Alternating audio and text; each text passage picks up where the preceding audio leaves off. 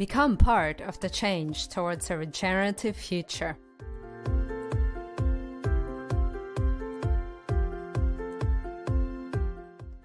Our aim is to promote self-empowerment and educate our course participants about regeneration, so that people all over the world can redesign their communities.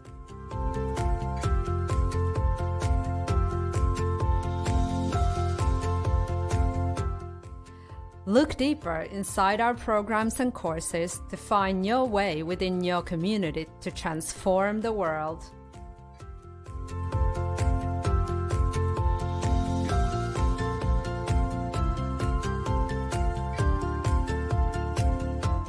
Sustainability is at the heart of all of our courses and projects.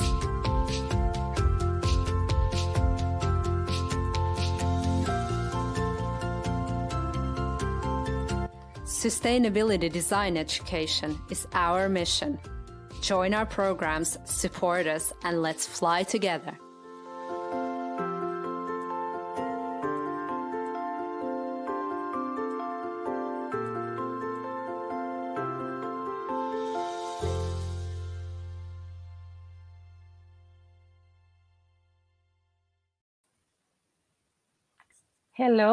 Hello everybody, and welcome to this Regenerative Livelihood in Changing and Challenging Times webinar with Della, Duncan, and myself.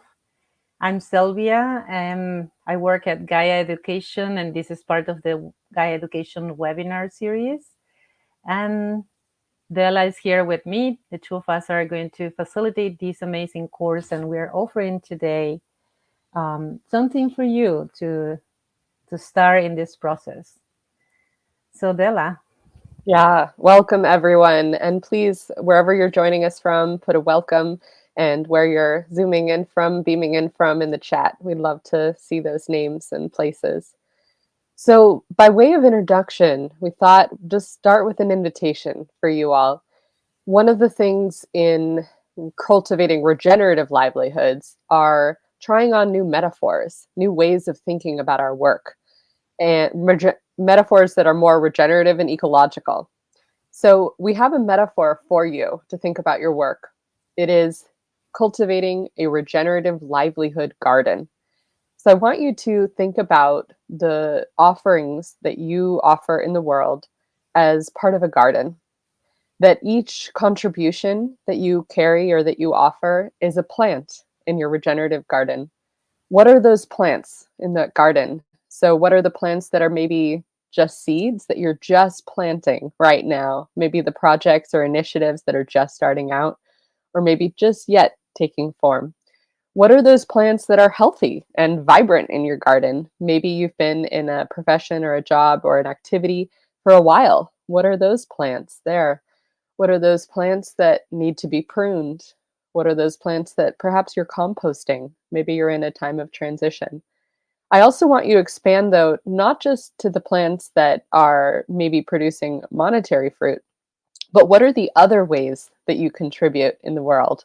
What are the activism or art making projects that you're a part of, the volunteering, and also the caretaking? If you are someone who's caretaking perhaps a child or an elder or someone with differing abilities, you can add that to your livelihood garden as well, for that too is part of your contribution. So I'm just inviting you to think about all the ways that you contribute, and that they are all part of your regenerative livelihood path, and that they may be in different stages. And what is the soil, you may ask? The soil is cultivating our self-care and our resilience, and really creating the grounds from which our livelihood can be supportive and can flourish.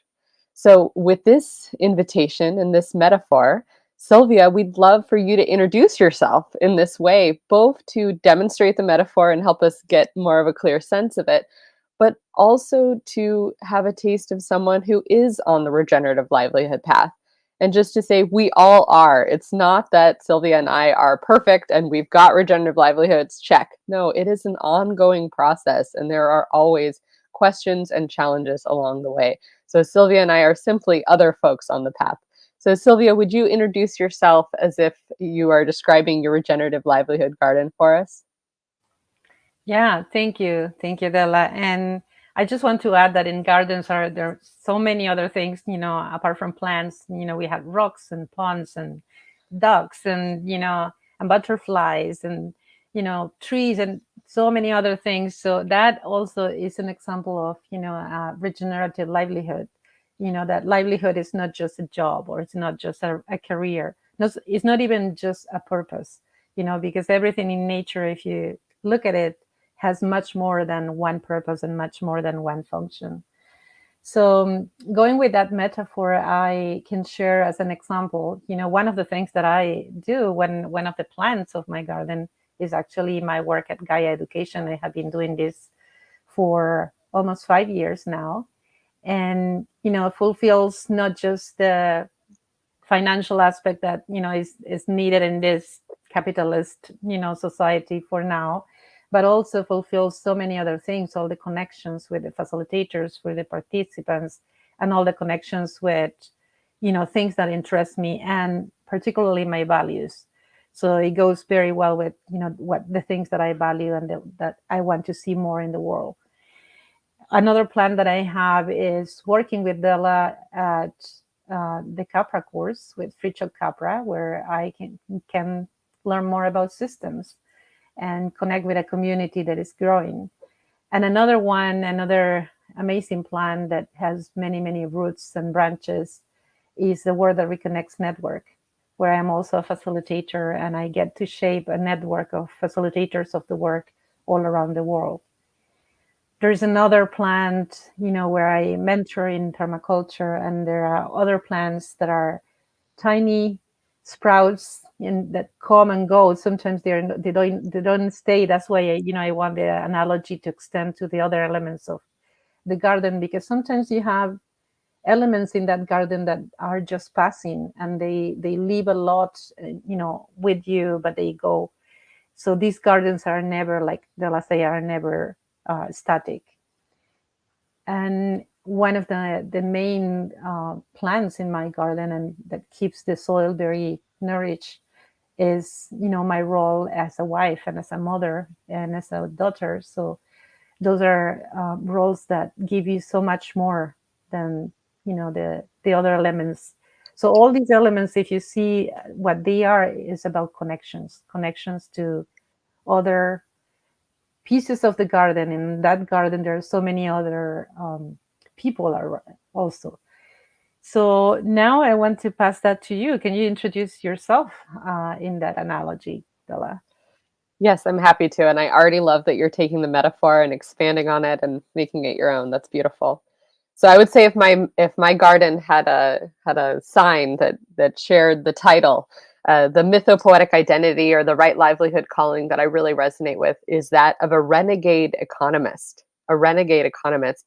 And this actually comes from Kate Rayworth, who's the founder of Donut Economics. She was called a renegade economist. So it's a little bit also of an inspiration or an aspiration to be a renegade economist. So that would be the title of my livelihood garden. And yes, as Sylvia said, we share many either seedlings, saplings, or cuttings from some of the same plants and trees, and really grateful for that.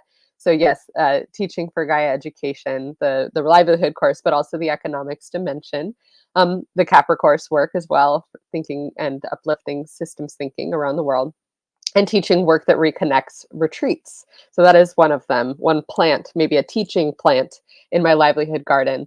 And as well, I teach at California Institute of Integral Studies and permaculture courses. And that plant it's not, well, sometimes it's financially stable, but sometimes it just has a burst of lemons and then not other times, not so much. But it definitely has, as Sylvia mentioned, a lot of other fruits, such as, for me, continuous learning and growing and also connecting. It's really a collaborative plant. There's a lot of other folks that connect with that plant. I'm also a right livelihood coach. That's an interesting plant because that's one-on-one. So it's a unique plant, and it's by donation. So that particular fruit is by donation, and we can talk more about that. But the energy of doing work by donation, beautiful plant, one of my favorite dear plants in my livelihood garden, how I make sense of renegade economics in folks' individual lives. And then I host the Upstream podcast, and that's a way of learning and sharing out about renegade economics, and that's been also a delicious plant and definitely a cross-pollinator. Someone may listen to the podcast and then contact me for right livelihood coaching. So they're very related. There's a lot of connections between the plants there. And then I also have a caretaking plant of parents right now. So caretaking. And again, that's, we could call that the care economy or the gift economy. There's no monetary exchange, but of course, deep love and respect and joy from doing that work. And also difficult at times too. And then lastly, I have a plant that's co-founding the California Donut Economics Coalition. Again, Kate Rayworth, Donut Economics. And this is a completely volunteer plant. So this is kind of, I would say, my activism and volunteer plant. So it's a plant that does not generate financial fruit, but really gives me a sense of working collectively as a team and really moving towards something, being a part of a larger movement in a way. So that's another joyful plant in my livelihood garden. So again, we introduce ourselves this way so you get to know us, but also for you to take this metaphor and explore it in your own life. And perhaps you want to draw it visually. That's the one thing we're going to be doing in the course. So, yeah. Yeah, thank you, Della. And thank you for expanding as well, all these connections to all the other different areas that we get from these plants. And we talk a lot about regenerative livelihood, but what are the elements of regenerative livelihood for you? Yeah. So as I mentioned, it really is a path, not a destination. There's that beautiful Thich Nhat Hanh quote that there is no way to happiness. Happiness is the way. And so I feel the same about livelihoods, cultivating regenerative livelihoods, that it is an ongoing process that we are already on and that we are moving through. And so on that process, there's a few elements that one might look at. So I invite you listening to explore these. One element of a regenerative livelihood is the content of your contribution, the content of the work that you're doing. So for example, right livelihood coaching is kind of career coaching, the Upstream podcast, economics. So that's the content of the work. And you can imagine there may be content that feels more aligned with your values and more aligned with regenerative practices, and then some content that doesn't feel as aligned. So that's a question for you. Where is that alignment piece around the content of your work? And that may be something that you're working with, aligning better the content of your work with what you care about and your values in the world. Secondly, there's this element of culture. In our spaces as humans, we create different cultures, and we can have the best or most aligned content alignment, and yet cultures that can feel very unhealthy, maybe even toxic. So I don't know if anyone listening has ever worked in maybe like a charity or a nonprofit, great mission, but sometimes can feel like a lot of overwork or a lot of pressure or hierarchical, right? So the second element of a regenerative livelihood are caring for the culture of the places where we work in. How can the culture be regenerative? How can we have balancing of work and life and all that elements and rest and kindness and compassion and respect? But culture is also, can we cultivate self-accountability and peer accountability as well? Can we take responsibility for our work and care for our work and for each other? So first is content, second is culture. The third of cultivating regenerative livelihoods is looking at the form. So just as we can have, again, alignment with the content, the form matters. What do I mean by form? Is the form of a plant in your livelihood garden hierarchical, as in a capitalist business structure? Richard Wolff, economist, says, how can we say we live in democracies when we walk into a business, we leave democracy at the door? And what he means by that is that typically capitalist business spaces are very hierarchical. There's not very much transparency. Folks don't have a say in decision-making about their work. So the form could be moving from that to a worker cooperative. Anyone who's in a nonprofit space, you might go, hey, I've had some hierarchical or not very transparent, not very democratic spaces too. Absolutely. So there's another beautiful model, the worker self-directed nonprofit. So bringing that horizontal governance, that democracy, collective decision-making into that space. So the form of the business or the structure or the collective matters? And what are the forms that are more regenerative and just? That's another question. And then lastly, another element of our livelihood, cultivating regenerative livelihoods, is our attitude towards our work. And this one's a delicate one, but there's such a spectrum of folks who really find, work is inherently extractive and exploited, or can work be something meaningful in our contribution? How do we unpick that? How do we explore that? And how do we have a relationship with work where it can bring us joy and meaning and contribution while acknowledging the ways that work can be exploitative and extractive? So this is about exploring want instead of should. This is about cultivating an interest in our work, and a curiosity too. So those are the four kind of elements that one might look at. You might look at yourself in your regenerative livelihood path. But Sylvia, we would love to hear, because I know you have such a beautiful network of folks around the world that you're connected with.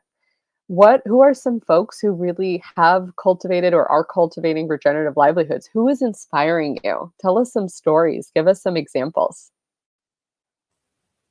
Thank you, Della. That reminds me of a song that I love that it is called "We Shall Be Known by the Company We Keep."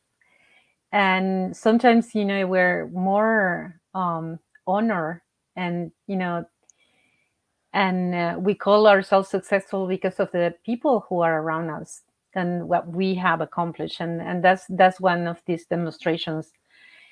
The people that we will be interviewing, we are going to be interviewing about 6 to 8 people during the course. And these are people who, from our point of view, have already reached a point where their garden is actually flourishing and, providing many fruits at, the 3 different levels and at these 4 elements that you mentioned, Della. And I can give examples. I'm not necessarily going to share all the names, but some of the examples. One of the people that we will be interviewing is called Jean-Claude Catry, and he directs the Art of Mentoring here in Canada, which is a program for children and families and adults who want to reconnect with nature, and who follows the 8 Shields method of John Young. And he lives, his life represents what he's doing. So it's all about these 4 elements that you mentioned, about the content, about the culture, about the form, and about the attitude. I don't think that he thinks he works any day of his life, because it's so much fun, all what he does. Another person who's gonna be interviewed is Luby McNamara, and she actually works in something very similar to what Della and I are working, and she's utilizing both permaculture and the 8 Shields example to help people to design their lives and their livelihoods in a beautiful way. And we have people who have gardens around areas of herbs, like herbalists, and then people who help other people in coaching with their lives. We have people who are helping parents to navigate these difficult times, and from the perspective of the work that reconnects. And so I could mention all of them, but the idea is to share with you how much they have done already, and how much their lives are going towards this garden.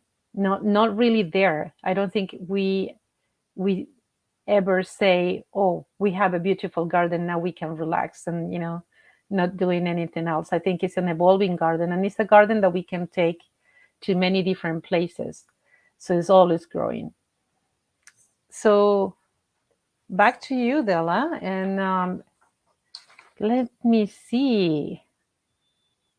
Okay, we talk a lot about regenerative livelihoods, and one of the things that I bring to this course is my concern with privilege and my concern with people who may struggle at a really very deep level. You talk about systems, and we know that, you know, systems sometimes can be felt overwhelming.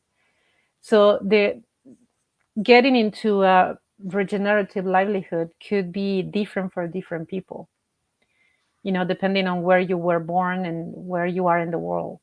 So what do you see as challenges for getting into a right livelihood or regenerative livelihood, Della?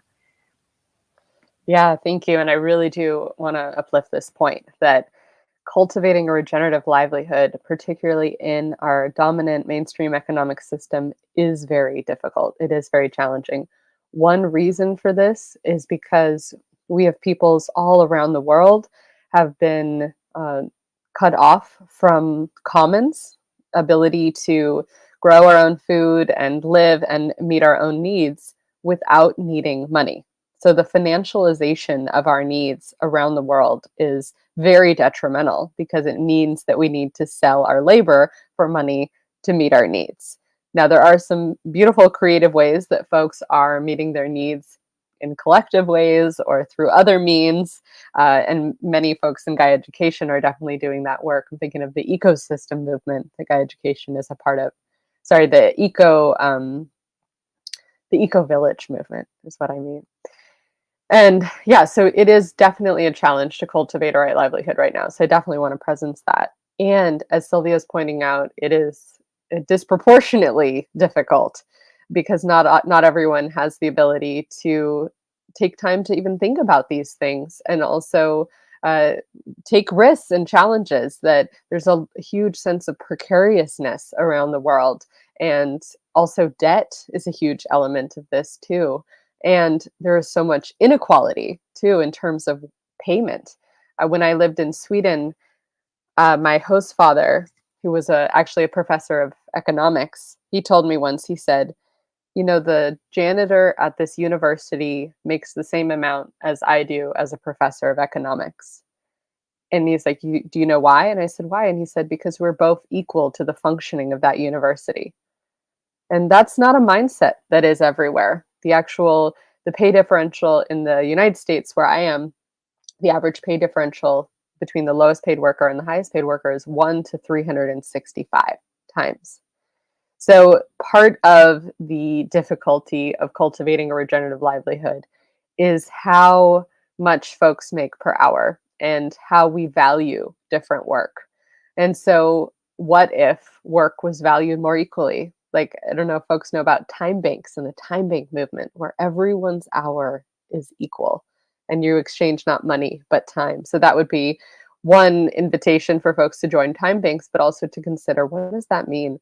And again, in the form piece, when we move from hierarchical top-down capitalist business structures to cooperative or collective ones, folks do make decisions on what that pay differential is. And when they do that, they usually decide a pay differential of no greater than 1 to 6. That's what people collectively decide. So just uplifting that money and access and decision making, that these are all things that really impact the ability to cultivate a regenerative livelihood. And then there's some really bigger systemic things that would really help. A global minimum wage is one, because that inequality is not just within businesses or companies, and it's not just within countries, it's global, this inequality. So there are folks working on a global minimum wage. Also, debt jubilees, particularly for the global south, that would really encourage more folks, particularly in the global south, to be able to cultivate regenerative livelihoods, and you know, take the pressure away from the debt that a lot of countries have to be cognizant of and really direct their economies towards. Another is a universal basic income. And a universal basic income, if everyone received a basic income, and one of the fears about a universal basic income, or worries, is that, oh, if folks received money, they wouldn't work. They would just be lazy, quote unquote, and just do nothing. When in fact, all the studies that have been done around the world, there are some studies in Africa, in Finland, in Stockton, California, and in Canada, they've all shown that folks do, when they receive a universal basic income, they may pause and take a break. How many of us could use a little bit of a rest or a pause or a reset, and then 100% of the time they find a meaningful way to contribute to society. Why is this? Because I think that contributing, our desire to contribute, to make a difference, to serve, to give back, is a common human attribution and something that we'd all love to do. So what I'm saying is that, yes, cultivating regenerative livelihood is a challenge, and it's an inequitable one. And what can we do as all people to create more opportunity for questions and conversations about cultivating regenerative livelihood, and more ability, more systemic ability for people all around the world to cultivate regenerative livelihoods? And so, Sylvia, I know this is a question that you've been thinking a lot about. Please tell us how you see privilege and the challenges of cultivating regenerative livelihoods, and what we may do about it to make sure that more people get to have this conversation and cultivate regenerative livelihoods.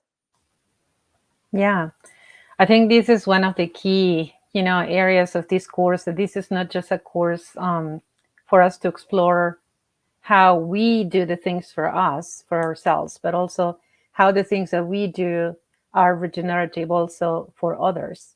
Because for me, regenerative is not regenerative if it's just, feeding myself, my own needs and my concept of regenerative. For me, regenerative needs to be supporting life at all levels. So it's that life at the level of the community, life at the level of the ecosystem. So one of the challenges that I see is this idea, very, very, is kind of the key idea of this society, is that we are individuals and that we have to do everything solo, that we had to do everything by ourselves. So that leads not just to the feeling of isolation, but also leads to a lot of judgment, of judging others. Why somebody is successful or not successful is all, to themselves. So it's like we don't have any responsibility about why people are not getting, into regenerative livelihood. So that for me is one of the challenges, feeling that we are not responsible for the regenerative livelihood of others. And one of the areas that we are going to touch on, that is usually my concern when we're talking about livelihoods, is how do we leverage privilege? That could be one of the intervening points, because this is all about systems, how systems work, and how big the system feels for one person or the other, depending on where they are in that system. Another challenge that I see is the way, all the ideas that we get about money, about work, what work means. One thing that you mentioned about the universal income reminds me of, I don't know if you're familiar with Summerhill. This was a special and alternative school which was created in the UK, and many children who were failing in the regular, or the more the regular school system, they were coming to this school. And at the beginning, the first months, and sometimes the first years in this new school, where they could choose to go to class or not, or do nothing all day, the first the first months, these children wouldn't do anything. So it would be that response, like you mentioned, that people say, what is going to happen if everybody has a universal income? And I think that is a normal response to trauma, because many of us are actually traumatized by work, and, by the way that work is, the concept of work around ourselves. So that's a normal response. And I think that pause is actually necessary to heal. And one of the things that we bring it, into these processes, is taking those pauses, taking that time, and nourishing that garden through that soil that is actually that pause, and that, what you give to yourself in between all these fruits and plants that you have to tend all the time, right? So in terms of privilege, I do feel really strongly, that we have a responsibility. I mean, I'm from Argentina, and I'm very aware and have very fresh in my skin what it is, to have a lot of challenges. Not just because, Argentina is one of the many countries that are in debt, and I keep failing economically according to this system, because this system requires, the capitalist system requires that some fail in order for others to succeed, but also, individually. So I am very aware of that, and for me, that is in the front all the time. How can we create these processes to inspire people to make choices in community, in collaboration, getting away from that concept of individual, that everything has to be individual, the housing, the retirement plan, raising your children, everything. So that's basically it, changing the mentality or the worldview from that perspective. What about Yeah. you? Yeah, no, I love the themes that you're bringing up, and one of them leads to an invitation for folks listening. So one of the things that I've found helpful for folks to do is first take an inventory of your needs in a holistic sense. What are the needs that you have?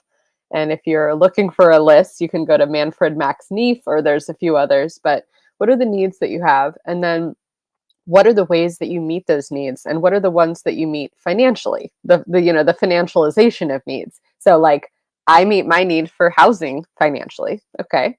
I meet my need for food mostly financially, etc. And then that can help you determine how much you need financially per month. Okay, so that's stage one. But stage two is really inviting what Sylvia is talking about, which is now look at your needs and say, what are the creative and more collective, more community ways that I could meet those same needs that would, as we would say in permaculture, have stacking functions. So, for example, if I had children, I would love to go to my neighbors and say, does anyone want to start a childcare collective? I'll take care of the kids on Monday. Can anyone take care of the kids on Tuesday? That way the kids get to play together so they're not isolated. And then we are taking turns taking care of the kids. They're exposed to different folks and languages and all of that.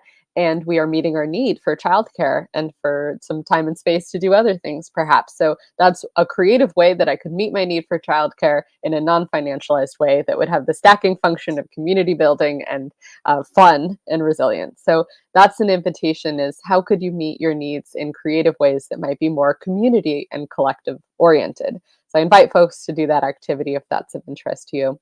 But it makes me think right now, when I sense into the global economic system, perhaps a lot of folks here are feeling a lot of the pinch or the difficulty, right? Capitalism is deeply unstable. And who knows where we're headed right now and what's going on. But I've heard this beautiful invitation right now that the number one thing we can invest in right now is community. So if you're looking at where to invest your stocks and bonds and all the things, if you are privileged enough to have that type of thing, the number one thing we can do is invest in community. Why is that? It's because when we invest in our neighbors and community and community resilience, one, it's beautiful and vibrant, and we can see the feedback loops are much shorter because we see how it creates relationships and health and well-being in our communities. But also because we are in a time of great uncertainty and challenging times, as Sylvia presenced in the beginning. And so as we face more climate disruptions and disasters, here in California, we have wildfires. Other places I know are experiencing snowstorms and rain and all sorts of other things. And so when we turn towards one another and cultivate a sense of disaster collectivism, we can face these disasters together. We can practice that deep adaptation from Jem Bendell, and we can actually support one another during these challenging times and build new systems and new ways of being that are more regenerative as we come through these more difficult times. So number one thing we can do right now, as Sylvia is saying, is invest in community.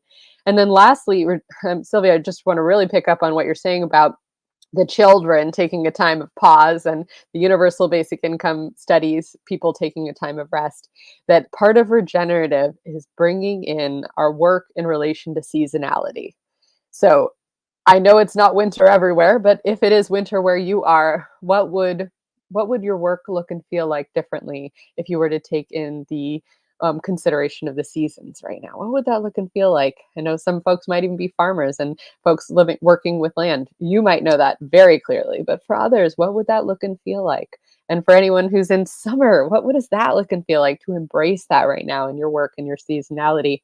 And then I also love to think about, in Jewish tradition, Shabbat, the rest, the day of rest on the seventh day, and that kind of detoxing from technology and maybe internet. That has, my understanding is the origin of that is letting, in Israel, letting fields rest on the seventh year, right? And then the idea of the sabbatical, Shabbat, sabbatical. So I am really loving folks who are taking sabbaticals, who are bringing that into their workplaces that are encouraging that. So what would that look like in places where we can have more regenerative and restful time built into our workplaces? And how do we model that? I've been seeing some beautiful email away messages of like, it's the weekend. We are not in a culture that is, hustle and grind culture. We are resting on this in this time, or taking the month of August to rest, or sabbatical time. Beautiful ways that people are really changing culture to presence, regeneration, and rest, and bringing that in so that when we work, we can be more fresh and really contribute in our best sense without that adrenal frying. So Sylvia, I'm sensing you've got something to say about this. Go for it. Yeah. Some invitation that I also want to share is practice gratitude. Gratitude, it can be a very powerful tool, not just gratitude like a superficial level, but really what nourishes you, what kind of things are supporting that garden of yours, what kind of things are part of the soil of that garden for you. And the reason I say this is it's actually very powerful. In this world, we are bombarded all the time with this sense of, there's never enough, not just stuff, but also there's never enough of anything. We are not enough. So we need to be always, something else. We need to imitate another model or another thing that is coming, from social media.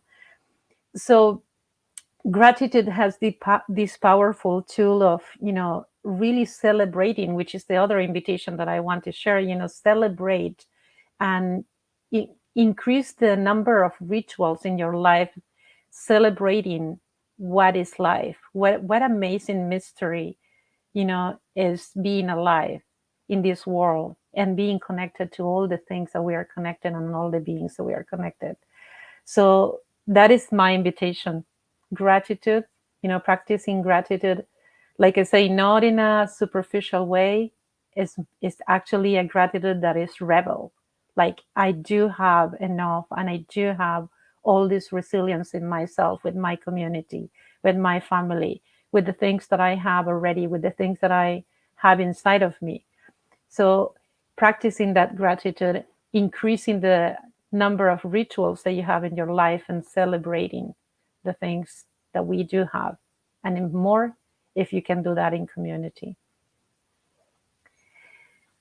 And I see some resources and sharing, and I would like to open the space for questions and comments from the people attending. I know that we have people from all over the world coming to this call. Some of the questions were if you can share the recording. Of course, you can share the recording. You can invite others, and this recording is going to be available for those of you who register on Gaia Education website. But I would like to see questions for Della, for myself, for Gaia Education around this topic that we are discussing today. We have about 20 minutes for questions and comments.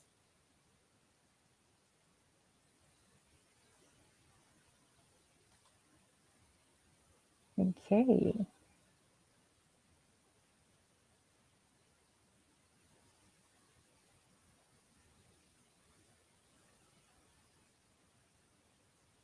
Okay, I would like to have you here, Alice, to explain a little bit more about these. I'm not sure if I have the tools to explain these, to respond to your question in a proper way. That probably is more a question of discussion. So Alice is asking, how about focusing on the principles of syntropic farming? I usually don't like to respond to things that I don't know, Alice, so I won't respond to that. Della, do you have anything to say? No? No, I'm not familiar, but I'm very curious. So maybe we can all look into syntropic farming. I do think it's related to permaculture, maybe 7-layer food forest type things. But yeah, I already love that, Alice, that you're thinking about this in your own lenses, things you're very excited about. Yeah. I'm seeing other questions here. So one, I think it was Risa, was asking some specific questions about the course, about the dates. So the course is actually starting on the 16th, but we are open for registrations until the 20th, and we will have our first live session on the 21st. The course lasts 13 weeks, and we will have sessions every other week, usually on Saturdays, except one of the last weeks that is going to be on a Friday. And during the weeks in between the sessions, we're going to have interviews with people who are living regenerative livelihoods from all over the world. And all those sessions are going to be recorded. Beautiful question. So I see that Mariana is asking, how can I start exploring regenerative livelihood options if my current job takes up all my time and energy? That is such a common challenge. And yeah, one thing that is interesting to think about is what jobs or what work or what contributions energize us. Do we do and we feel energized at the end of it, and which ones really zap us and we feel really drained. And so just first, I hear you, Mariana, that the time and energy that your current job is taking is a lot. And I wouldn't want you to try to force more into that time and space, especially when you likely need the time when you're not working to rest and regenerate and recuperate. So what I do know that some folks do, just to see if that's helpful, some folks can try to work with their employers or their job spaces to try to reduce hours. If you are contemplating a transition, is there a way to go down to part-time or to reduce your hours? The actual going down to a 4-day work week is actually something that a lot of folks are saying there's a lot of benefits for in general, and it can even be a part of the degrowth movement, really making our economies more in alignment with the considerations of the ecosystem. So if that's at all possible, that can help create some space. And then the other thing that I've seen folks really do is they plan for a break of their work and a time of rest and recuperation to have some space to answer these questions. And I know that could definitely take a lot of privilege because there may be some regular financial things that happen. And this actually relates to another question Airplant Nina wrote, would it be possible to turn this into a career that can be income generating? So related to that, just connecting the two questions, one thing that some folks do if they are maybe looking for the next thing or they're trying to figure out what is their livelihood calling is they find something to do that is in alignment and that does generate income, but that is quite simple or maybe even balancing. And this is partly because I think it's important for us to not have like stigmas or judgments around different types of work. People can often have stigmas around service work and like things like that. But actually, there's many benefits and beautiful things that come with working in a restaurant or a cafe. Or one client that I worked with found a job in a florist shop for a little bit of time until they figured out what that project was that they wanted to build. So what is kind of I want to say like a low hanging fruit? What I mean is like there might be a low barrier to entry into a type of job that could actually be a job where you go in and you work and then you leave that work there. And also a job like that can be very balancing, meaning if your project that you're creating or the work that you want to be doing is maybe more heady and more sedentary, working in a cafe or something like that could actually be more enlivening, more embodied, and more community outward facing. So another invitation for Mariana and also for Airplan Nina is, as you are trying to figure out what that next thing might be, or some work that is more regenerative, is there something that you can do in the meantime that supports you financially, that doesn't feel not aligned with your values, and that actually might have, like I said, other fruits or benefits that would support you while you do explore in the other time what you might be wanting to do next. Yeah. Thank you, Della. I also want to add to that, because that's a very common challenge that I experienced myself. Being at one time a refugee and an immigrant, I know how it is. Sometimes you have to be in a position where you are in a survival mode. So one thing that worked for me, and I know that worked for others, is I use a lot of metaphors and principles from permaculture, and one is start slow and small, instead of just jumping into another career and making it all fully regenerative all at once, which is almost impossible sometimes for many of us. Is to prototype. So start something really small that could start even with volunteering a few hours, something that actually nourishes you instead of taking more energy out of you. And that could lead into, something that actually brings more. That what happened to me, actually. So I'm not talking about fantasy. That's exactly how I started in Gaia Education. And that's exactly how I started at the World of Economist Network. And at the time I was starting, these type of jobs were rare. Right now, they are much more common because there are more initiatives. The good thing is, to feel supported that there are more and more things happening in the world that are actually going into those 4 elements that Della was mentioning. So there are more and more, cooperatives. There are more and more nonprofits. There are more and more organizations and people who are leading to regenerative organizations are regenerative jobs. So prototyping is one of those, based on that permaculture of starting slow and small. The other thing is, in permaculture we say feed what you want to grow. So start feeding, the areas that you need more. So you need more energy, you need more rest, you need more nourishing to recharge your energy and to have that available, that level of strength that you need in order to jump out of a job that is probably not regenerative right now. So this on the top of all the great recommendations that Della shared. I would like to see if there are more questions. Sorry, Della, I interrupted you. Go ahead. Oh, just uplifting this next one. What do we think of creating online communities as approach to generating regenerative livelihoods? Yeah. What comes up for me is, again, as Sylvia presents, that working collectively can really support our livelihoods. And so absolutely online communities can be supportive of our regenerative livelihoods. I'll give one example of one that I'm a part of. So as I said, I'm identify as a renegade economist, and the podcast is certainly like very post-capitalist new economics in its frame. And so we're part of an online community called the New Economy Coalition. And it's very helpful because we share resources. Anytime any of the members of the community have grants, they'll share that and we may apply.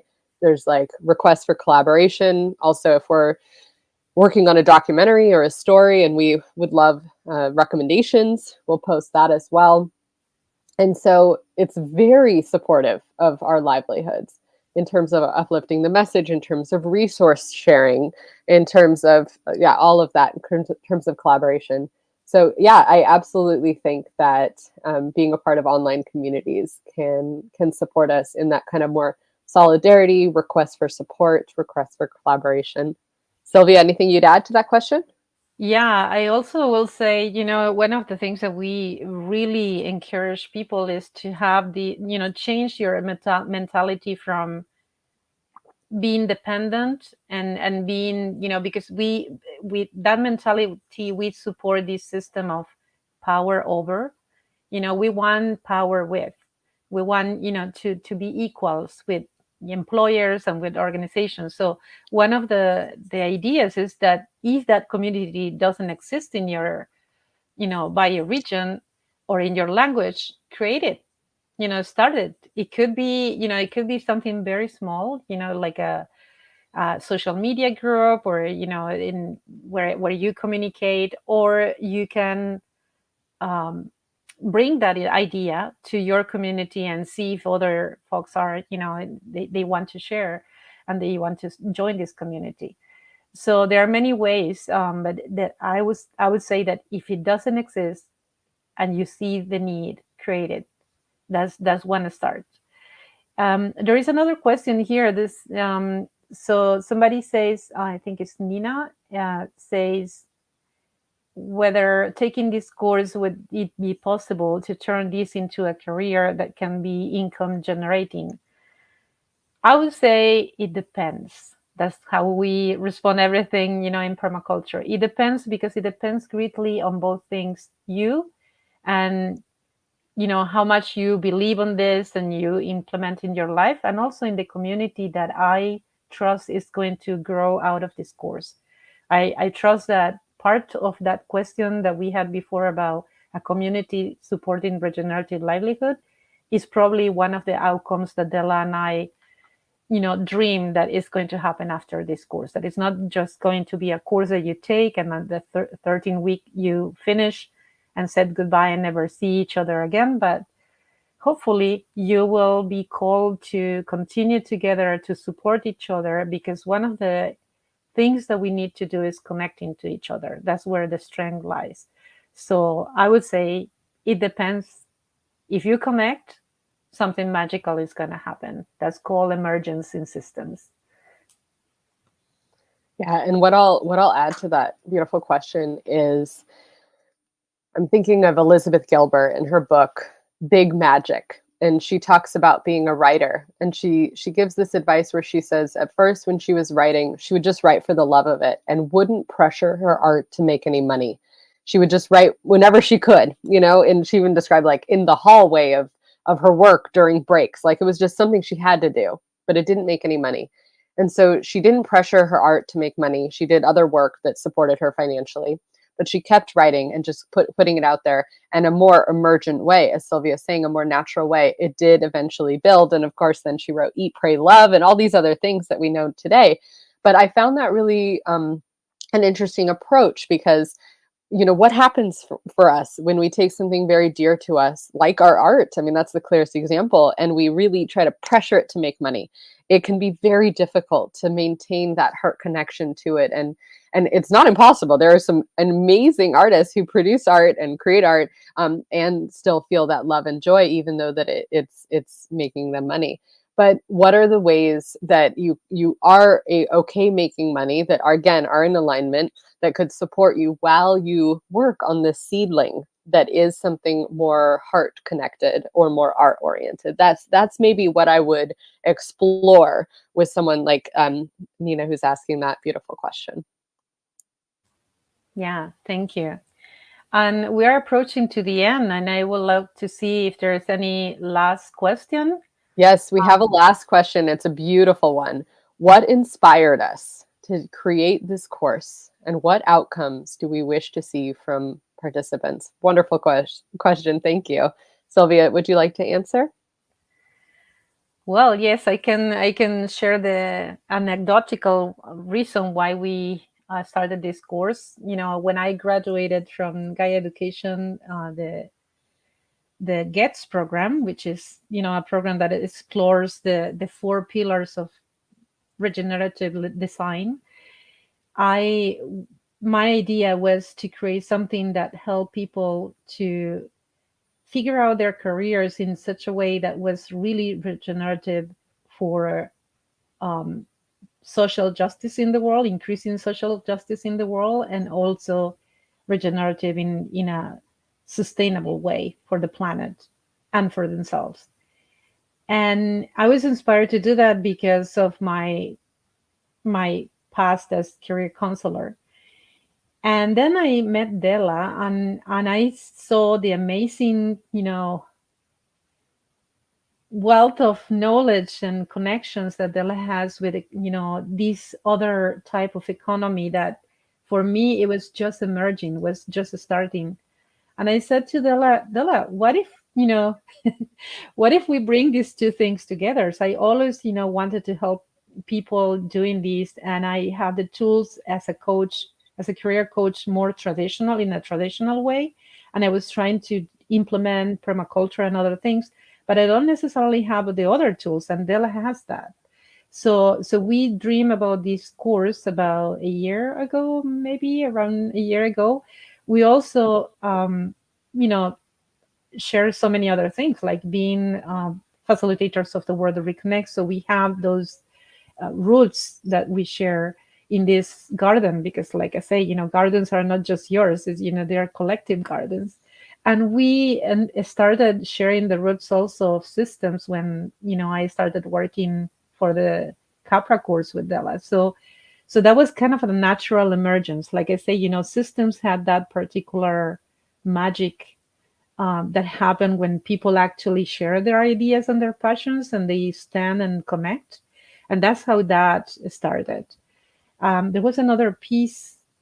I don't know if you want to answer the Oh, other the piece of the outcomes. question. Yeah, the Yeah, outcomes. yeah. Yeah, I can touch on this. And oh, Sylvia, thank you for recalling the story.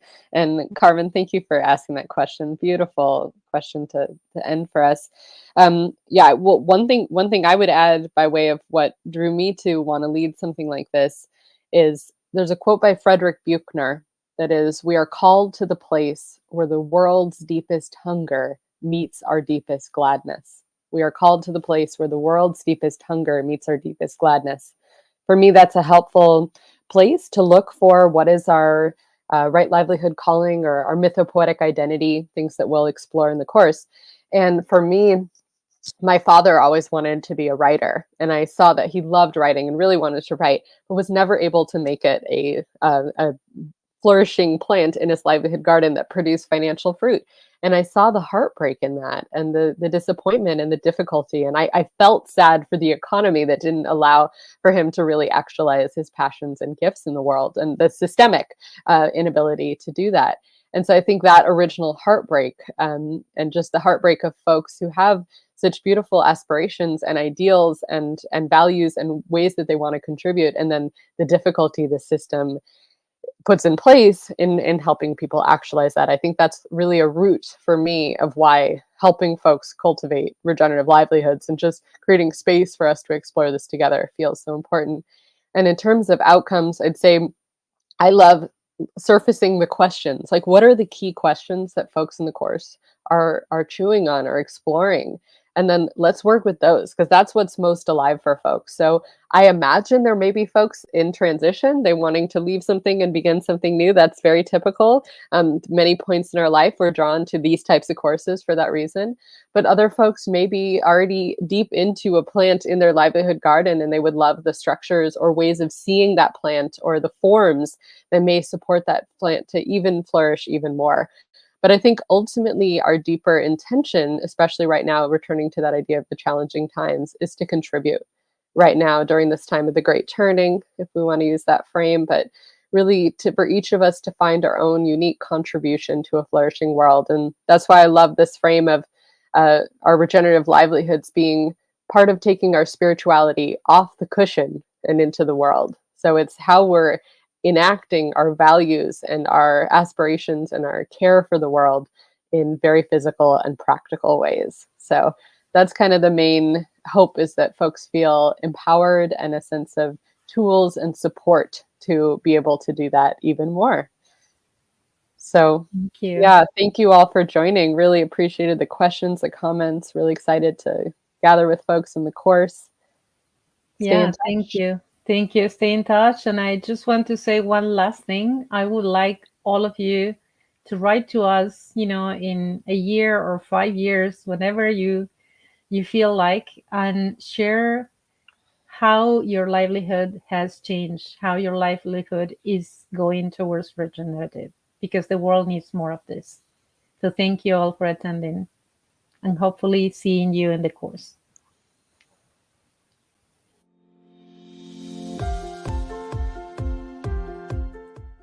Become part of the change towards a regenerative future.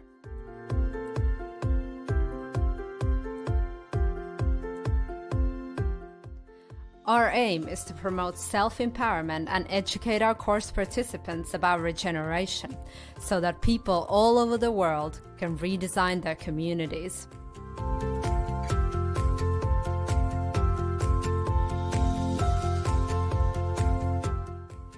Look deeper inside our programs and courses to find your way within your community to transform the world.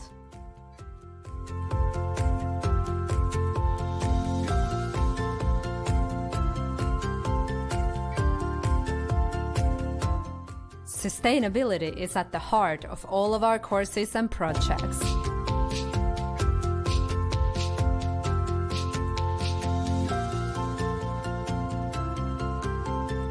Sustainability design education is our mission. Join our programs, support us, and let's fly together.